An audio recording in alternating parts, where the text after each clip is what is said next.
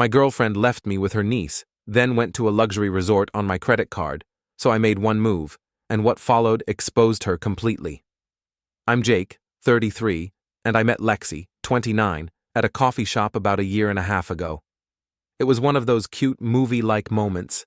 She spilled her drink all over the counter, swore under her breath, and I handed her some napkins while cracking a joke about the baristas making drinks too aggressively. She laughed, and from there we started talking. She had this effortless charm about her, like she didn't have to try to be the most interesting person in the room. I asked for her number that day, and we hit it off fast. Dates turned into weekends together. Weekends turned into spending most of our time at my place, and before I knew it, we were a couple. Lexi was fun, spontaneous, and the kind of person who could make any situation seem exciting. She always had a story, always had a joke, and always seemed to have this air of confidence that was contagious. But looking back now, there were cracks in that image, ones I completely ignored at the time. One of the first red flags I missed was how Lexi talked about her family. She had an older sister, Emma, who she described as a mess. Emma was a single mom to an 8-year-old daughter, Lily, and Lexi never missed a chance to complain about them. Anytime Emma needed help with Lily, Lexi would go on about how inconvenient it was. "She treats me like her personal babysitter," Lexi would say, rolling her eyes. "I have my own life, you know. At first, I didn't think much of it. Siblings vent about each other all the time, right? I figured Lexi was just blowing off steam and that it wasn't a big deal." But what stuck out to me was the way she talked about Lily. Most people, when they talk about kids, have at least a little softness in their voice. Not Lexi. She made it sound like Lily was some huge burden. "She's not even that hard to handle," I remember saying. "Kids that age just want to play games and eat snacks." "How bad could it be?" Lexi scoffed. "Yeah, but it's not my job, Jake. Emma chose to have a kid, not me." That response stuck with me. I didn't say anything at the time because I didn't want to start a fight, but it felt cold. The way she dismissed her own niece like that rubbed me the wrong way. But I chalked it up to her being frustrated in the moment. The more I think about it, the more I realize how much Lexi liked to frame herself as the victim in every situation. If Emma needed help, Lexi would act like she was doing some massive charity work, like she was a saint for watching her niece for a couple of hours. She'd never admit it. But she loved playing the martyr. And because I didn't know Emma well, I only had Lexi's version of events to go off of. Lexi also had this habit of being vague about her plans. She'd tell me she was busy or had something to take care of, but she'd never go into detail. If I asked, she'd brush it off like I was prying too much. At the time, I didn't think it was a big deal. She was an independent person, and I respected that. But now I realize she used that vagueness as a way to keep me in the dark about a lot of things. One of the few times I met Emma, I started to see cracks in Lexi's narrative. Emma seemed tired, sure, but she was nice and clearly loved her daughter. She thanked Lexi for helping out and even offered to pay for dinner, which felt weird considering how much Lexi complained about being taken advantage of. After we left, I said, "Emma seems nice. I don't know why you make her out to be so difficult." Lexi shrugged. "She's fine in small doses. You don't see what I see." I let it go, but looking back, it's clear Lexi was leaving out a lot of context. Another thing I should have picked up on was how Lexi handled responsibility in general. She hated being tied down to anything. If someone asked her to do something that didn't directly benefit her, she'd either find a way to get out of it or do the bare minimum. It was always about what was convenient for her. One time, a friend asked if she could pet sit for a weekend. Lexi agreed, but when the time came, she handed me the key and said, "You're better at this kind of stuff. Can you check on their dog for me?" At the time, I thought it was funny, like she was just being lazy, but now I see it for what it was. She didn't want to deal with anything that took effort. That laziness bled into how she treated me too. If we made plans, I was always the one organizing everything. If we had a disagreement, I was always the one who had to smooth things over. Lexi liked to act like she was easygoing, but really she just didn't want to put in the work, and yet I kept making excuses for her. I told myself she was just busy or tired or didn't realize how her behavior came across. I wanted to believe she was the fun, carefree person I'd fallen for, not the selfish, entitled person she really was. The truth is, I was blind to how one-sided our relationship had become. I did everything I could to make things work, and Lexi took it all for granted. I didn't see it then, but she wasn't just inconsiderate, she was straight-up manipulative. But all of that came to a head one Friday afternoon. I walked up to my house, expecting nothing more than an empty living room and a peaceful weekend. Instead, I found an 8-year-old sitting on my front steps, holding a tiny pink suitcase and looking at me like I was supposed to have all the answers. "Lily?" I asked, trying to make sense of what I was seeing. She nodded, holding out a piece of paper like it was her ticket to a ride she wasn't sure she wanted. I took it, and there it was, my address, scrawled in Lexi's unmistakable handwriting. "She said you'd take care of me this week," she said, her voice casual, like this was a normal drop-off. I stood there, stunned. Lexi hadn't mentioned anything, not a word, not a text, nothing. My phone was in my pocket, so I yanked it out to check if maybe I'd missed something. Nope. No messages, no calls, no warning. Just her niece sitting on my porch with a suitcase and a note. I crouched down to her level. "Hey, did your aunt say where she was going? She said she's going to see her friends." Lily replied, shrugging like it wasn't a big deal. "Friends? What friends? I didn't even know she had plans this weekend." I brought Lily inside, figuring we'd sort this out in a minute. I got her some juice and a granola bar while my brain scrambled to process what was happening. I tried calling Lexi, but her phone went straight to voicemail. Okay, maybe she was driving or her phone was off. I left a message. "Hey, Lexi, you, left Lily here. Call me back, like, immediately." I wasn't sure whether to be angry, confused, or both. Mostly, I was just trying to stay calm for Lily's sake. She was munching her granola bar like this was a totally normal Friday night, and I didn't want to stress her out. After a few minutes of pacing and no callback, I sent a text. "Why is Lily here? Where are you?" Nothing.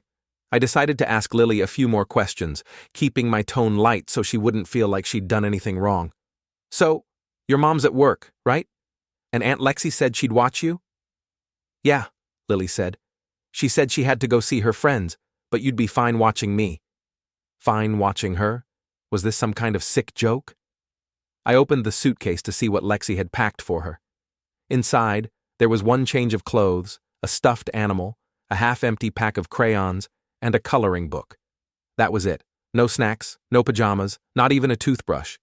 It was like she'd packed in a hurry, barely thinking about what Lily might actually need for the weekend. This wasn't just inconsiderate, it was neglectful. How did she think this was okay? At that point, I was fuming. I called her again, straight to voicemail, again. I tried texting her, "This is not okay, call me a sap," nothing. I felt a mix of disbelief and fury. Who does this? Who drops a kid off at someone's house without asking first? And not just any kid, her niece. Lily was sitting on the couch, flipping through her coloring book, totally unaware of how furious I was. I took a deep breath and reminded myself that none of this was her fault. She didn't ask to be caught in the middle of her aunt's ridiculous stunt. I sat down next to her and said, "Hey kiddo, how about we figure out dinner? Can we have chicken nuggets?" she asked, her face lighting up. "Sure thing," I said, forcing a smile. I threw some nuggets in the oven and tried to figure out my next move. I didn't have Emma's number and I barely knew her. The only person who could fix this was Lexi, and she was completely unreachable. While the nuggets cooked, I tried to distract Lily with a movie. She picked some animated flick I'd never heard of, and I sat there pretending to watch while my mind raced. What if Lexi didn't come back tonight? What if she didn't come back tomorrow? How long was this girl's trip supposed to last? I couldn't just sit around and hope she'd show up. After dinner, I went through Lily's bag again, hoping to find some kind of clue, maybe a note, an itinerary, something. Nothing. All I found was a little sticky note stuck to the inside of her coloring book, with Lexi's scrawled handwriting, "Be good. Uncle Jake will take care of you." Uncle Jake? I wasn't her uncle. I was Lexi's boyfriend. And since when did I agree to this? The note felt like a slap in the face. Lexi hadn't even bothered to call or text me before making this decision. She just assumed I'd handle it. By bedtime, I was at my wit's end. I set up the guest room for Lily, made sure she had everything she needed, and tucked her in. She smiled and said, "Thanks, Uncle Jake," like this was all perfectly normal. As soon as she was asleep, I paced around the house trying to figure out what to do. Should I call the police? Child services? Was this serious enough for that? It wasn't like Lily was in immediate danger. She was safe, fed, and sleeping in a warm bed. But this wasn't normal. I decided to give Lexi one last chance before escalating things. I sent her another text. I spoke to Lily. I know you're on a trip. You need to call me right now. This is crazy. I stared at my phone, waiting for the little typing bubble to pop up. It didn't. No reply, no callback, nothing. At that point, I realized two things. First, Lexi wasn't going to call me back anytime soon. She dropped Lily off and clearly thought that was enough. Second, I was going to have to figure this out on my own. I made a mental note to call a mutual friend in the morning to see if they could help me track down Emma's number. If Lexi wasn't going to step up, I'd have to go straight to the source. As I lay in bed that night, I couldn't stop replaying everything in my head. All of it felt surreal. Lexi had always acted like she was so put together, like she had everything under control. But this was something else entirely. Something had to give. And I wasn't going to let Lexi's irresponsibility slide. Not this time. The next morning, I woke up still annoyed and confused. I checked my phone. No missed calls or texts from Lexi. At this point, I wasn't even surprised.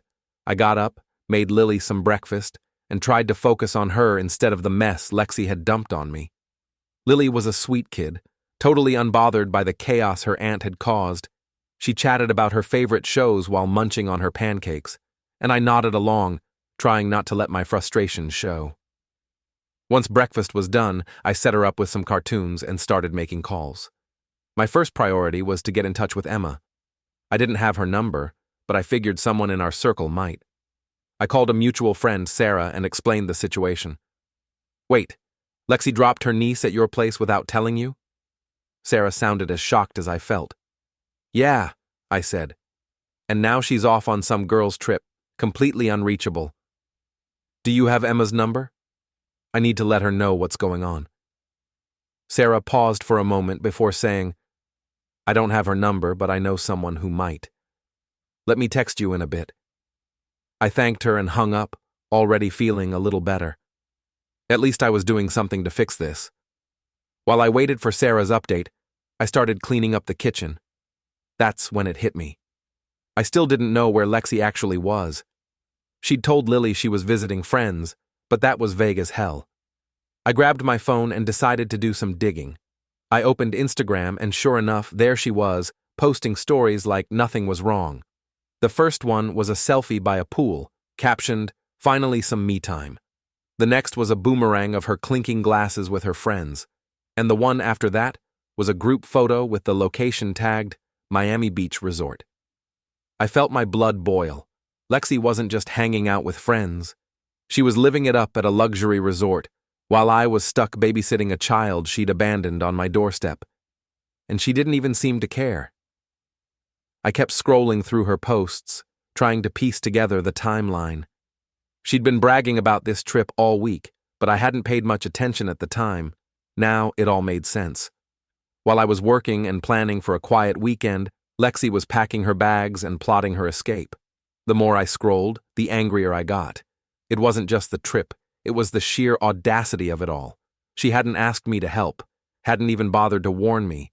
She just assumed I'd handle it, like I was some kind of backup plan. Then I noticed something else. In one of her photos, there was a receipt on the table, half covered by a drink. The name on the receipt wasn't hers, it was mine. My stomach dropped. I grabbed my wallet and checked my bank app, and sure enough, there it was. Multiple charges from the Miami Beach Resort. Flights, hotel, meals, and even a spa package, all on my credit card. I sat there, stunned, as the realization sank in. Lexi had stolen my card to fund her trip. She'd not only dumped her niece on me without asking, but also used my money to pay for her getaway. At that moment, my frustration turned into full-blown rage. I wasn't just angry about the inconvenience anymore. I felt completely disrespected. Who does that to someone they're supposed to care about? I called my bank immediately and reported the charges as unauthorized. The customer service rep was helpful, walking me through the process of disputing the charges and canceling my card. By the end of the call, I felt a small sense of relief. At least Lexi wouldn't get to enjoy any more of my money. Sarah texted me shortly after, saying she'd found Emma's number through another friend. I called Emma immediately, and when she picked up, I wasted no time explaining what was going on. At first, she didn't believe me. "Wait, Lexi left Lily with you?" "Why would she do that?" she said. "She was supposed to babysit while I was at work." I explained, but instead of watching Lily, she dropped her at my house and took off for a trip. Emma was silent for a moment before saying, "I don't understand. I paid her to watch Lily. Why would she leave her with you?" That stopped me in my tracks. "You paid her?" "Yeah," Emma said, her voice tight. "I always pay her when she babysits. She made it clear she wouldn't do it otherwise." I didn't know what to say. Lexi had always acted like she was doing Emma a huge favor by watching Lily, but apparently she was getting paid for it. All those times she complained about being taken advantage of. Total lies. Emma apologized over and over, saying she never would have trusted Lexi if she'd known this would happen. She promised to fly home early and asked me to keep Lily safe until she got there. "No problem," I said. "I'll make sure she's okay." By the time I hung up, I felt like I'd been hit with a truck. Not only had Lexi lied to Emma, but she'd also lied to me about why she was helping her sister in the first place. It wasn't about family, it was about money, and when she couldn't be bothered to fulfill her end of the deal, she dumped Lily on me like I was her personal assistant. I sat down on the couch, staring at my phone, trying to process everything. Lexi had shown me exactly who she was, and it wasn't pretty. She was selfish, entitled, and completely irresponsible. And the worst part? She didn't even seem to care. Lily looked up from her coloring book and smiled at me. "Uncle Jake, can we go to the park later?" "Of course," I said, forcing a smile. At least one of us deserved a good day. After the park, we grabbed some takeout for lunch. While Lily was eating her nuggets and fries, I scrolled through Instagram again, half hoping to see Lexi's post pop up with some kind of clue about when she'd be back. And there it was. A new story. Lexi was lounging by a pool, her sunglasses perched on her head, and the caption read, "Living my best life." I slammed my phone down on the table so hard that Lily looked up, startled. "Sorry, kiddo," I said, forcing a smile. "Just drop my phone." She nodded and went back to her fries, but I couldn't focus. Lexi wasn't just ignoring me. She was flaunting the fact that she was having the time of her life while I was stuck cleaning up her mess. I tried calling her again, but it went straight to voicemail, just like it had the last dozen times. I left a message, and this time, I didn't hold back. "Lexi, you need to call me now. This is not okay. I've been watching Lily for over a day without any explanation from you, and I know you're in Miami because you stole my credit card to pay for it. If I don't hear from you soon, we're done. Don't test me on this." I hung up and took a deep breath. I wasn't even sure if she'd listened to the voicemail, but at least I'd gotten my point across. Later that evening, while Lily was watching cartoons, my phone buzzed. I grabbed it so fast I almost dropped it, thinking it might finally be Lexi. Sure enough, it was her. The message was short and infuriating. "Relax, Jake. She's fine with you. Don't be so dramatic." Dramatic. I could feel my blood pressure spike as I stared at her text.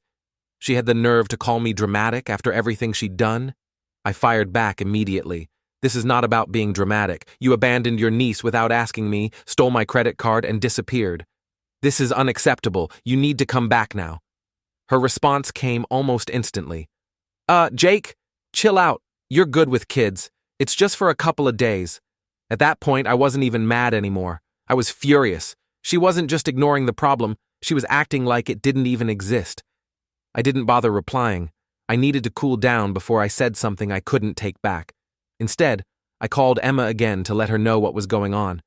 "She texted you that?" Emma said, her voice tight with anger. "I can't believe this. She's completely out of control. I'm flying home tomorrow, Jake. Just hang in there a little longer."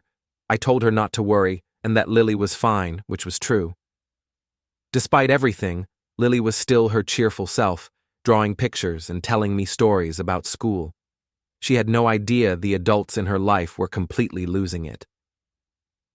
The next day, while I was making breakfast, I got another message from Lexi. This time, it wasn't just her brushing me off. It was an accusation.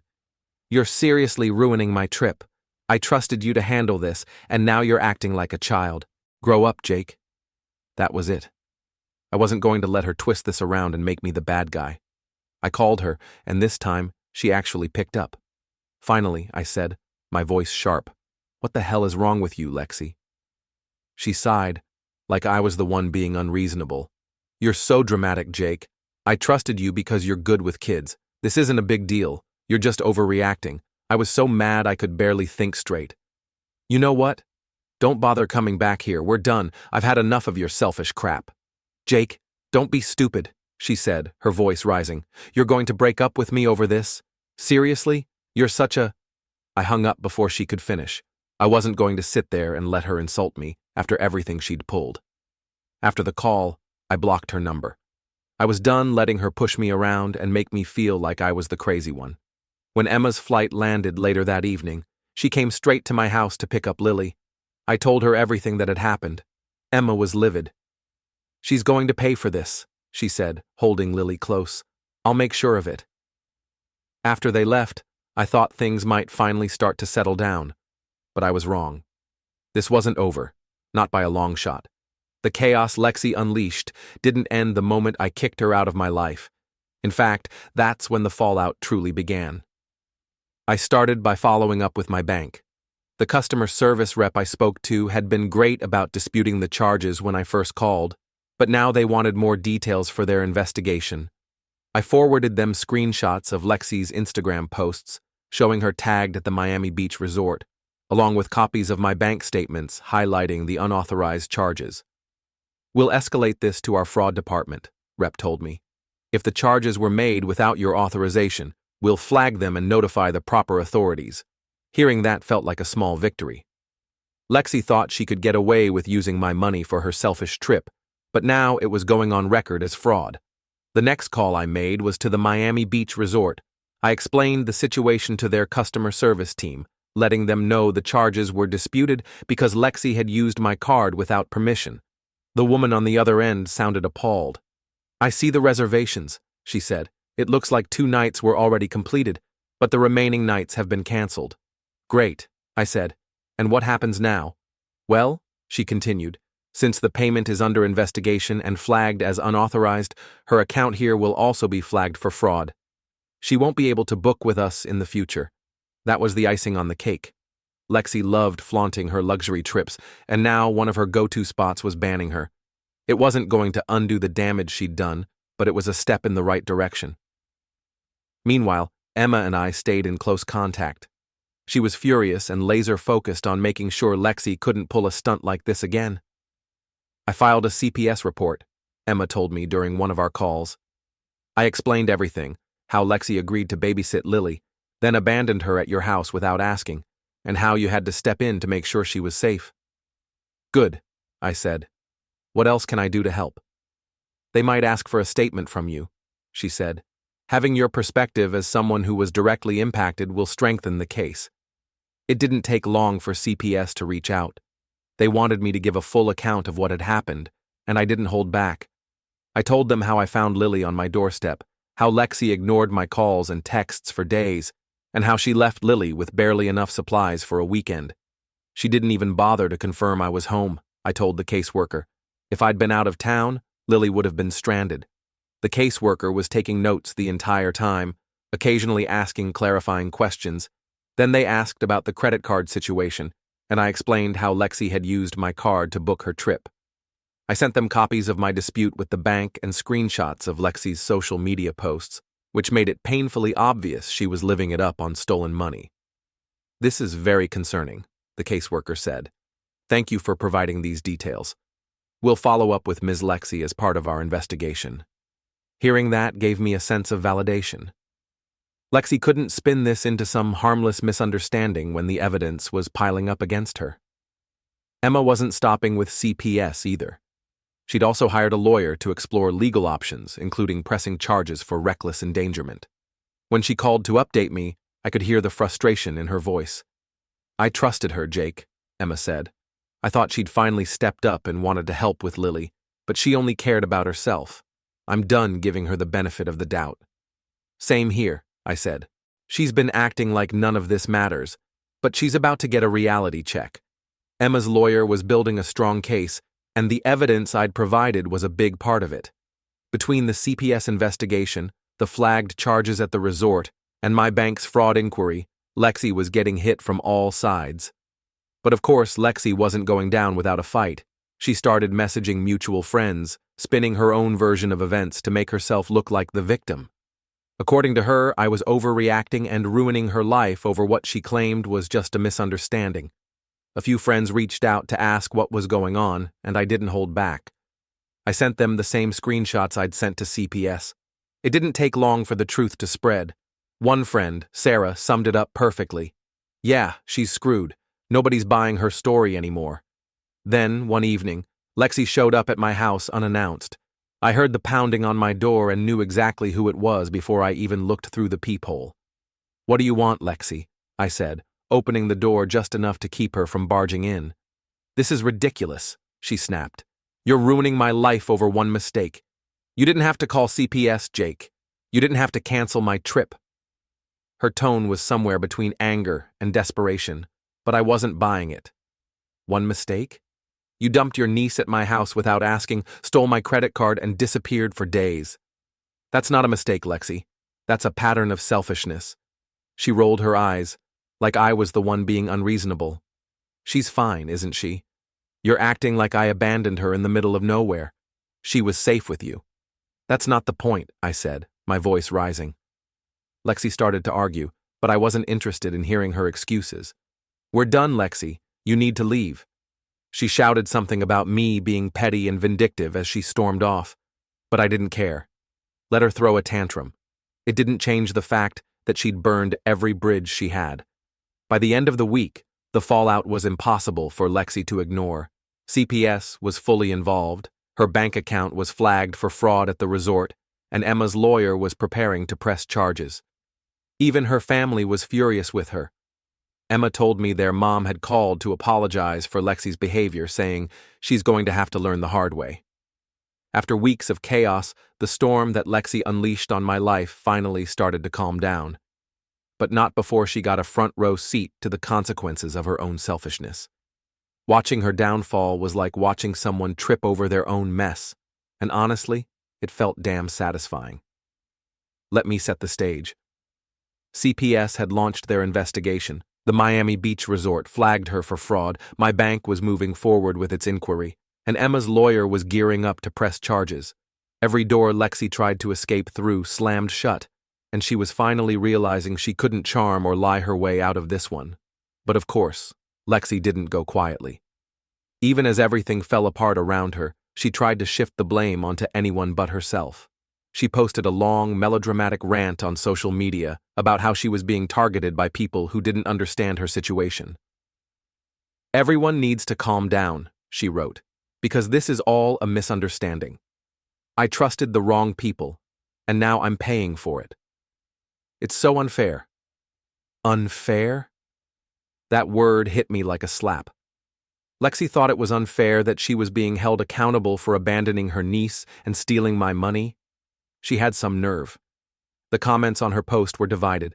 A few people who didn't know the full story chimed in with sympathy, saying things like, "Stay strong, girl, and haters gonna hate," but most of the responses weren't so kind. One person wrote, "Didn't you leave your niece with your ex and run off to Miami? That's not a misunderstanding. That's trashy." Another said, "Maybe you should take responsibility for once, instead of blaming everyone else. Just a thought." I didn't comment. I didn't need to. Lexi was burying herself with every word she posted. Meanwhile, Emma and I kept in touch as things progressed. CPS didn't mess around. They interviewed Lexi, and according to Emma, it didn't go well for her. She tried to play it off like she didn't know it was a big deal, Emma told me during one of our calls, but the caseworker wasn't buying it. They told her straight up that abandoning Lily like that was neglect, and they're recommending mandatory counseling if she wants to stay in Lily's life. Hearing that made my day. Lexi had spent so long acting like she could do whatever she wanted, but now she was finally being forced to face reality. But it didn't stop there. Emma's lawyer was relentless, gathering evidence and building a case for reckless endangerment. Lexi's careless actions had put Lily in a vulnerable position, and that wasn't something Emma or the law was going to overlook. And then there was the financial side of things. My bank officially ruled the charges Lexi made on my credit card as fraud, and they refunded every cent. The Miami Beach resort blacklisted her completely, and I heard through the grapevine that they'd flagged her name in their system so she couldn't even try to book under a different card. She'd burned bridges with everyone, her family wasn't speaking to her, her friends were distancing themselves, and she was basically persona non grata in every circle she used to move in. One of the most satisfying moments came when Emma updated me about her lawyer's next steps. Emma's lawyer filed the paperwork, and the case moved forward. Lexi tried to play the victim, but the evidence was overwhelming. All of it painted a clear picture of someone who cared more about themselves than anyone else. I didn't have to testify in court, but I was ready to if it came to that. The thought of Lexi squirming under questioning was enough to put a smile on my face. In the end, the court ruled in Emma's favor. Lexi was ordered to attend mandatory counseling, pay a hefty fine, and complete a parenting class if she wanted to have any future involvement in Lily's life. The reckless endangerment charges didn't lead to jail time, but they were enough to leave a permanent mark on her record. Emma told me that Lexi broke down in tears when the judge handed down the decision, but I couldn't bring myself to feel sorry for her. She had every chance to do the right thing and fix her mistakes, but instead, she doubled down and tried to play the victim. As for me, life has been a lot quieter since I cut Lexi out. Sure, there were some awkward moments when mutual friends tried to drag me into the drama, but most people saw through her nonsense. "Jake, I had no idea she was like that," one friend said after I showed them the screenshots. "You dodged a bullet, man." And they were right. Losing Lexi was the best thing that could have happened to me. I'm still in touch with Emma and Lily. In fact, I recently went to one of Lily's soccer games. She ran up to me afterward, grinning ear to ear, and said, "Uncle Jake, did you see my goal?" I laughed and said, "Of course I did. You crushed it out there." Moments like that remind me why I stood my ground. Lily deserves better than someone like Lexi, and Emma's doing everything she can to make sure she gets it. As for Lexi, she's been radio silent since the court ruling. Last I heard, she moved back in with her parents and was trying to get her life together. Part of me wonders if she's actually learned anything, but honestly, it doesn't matter. She's out of my life, and that's what counts. Looking back, I'm proud of how I handled everything. I could have let Lexi manipulate me into letting it slide, but instead, I stood up for myself and for Lily. Sometimes doing the right thing isn't easy, but it's always worth it. Lexi thought she could dump her problems on me and walk away without a scratch. Instead, she lost her vacation, her family's trust, her reputation, and me. And you know what? She deserved it. She